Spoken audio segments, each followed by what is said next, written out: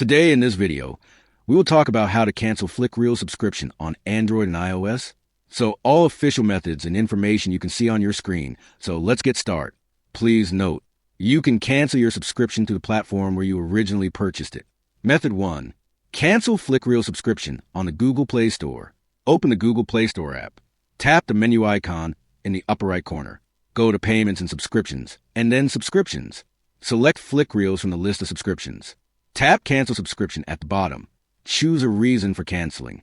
Then tap Continue. Tap Cancel Subscription for confirmation. And follow the prompts. And you are done. Method 2.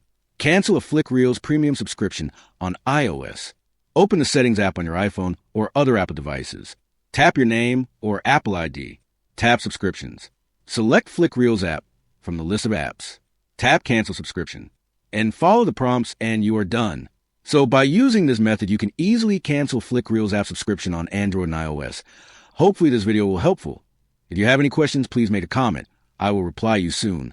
Thanks for watching this video. Bye-bye.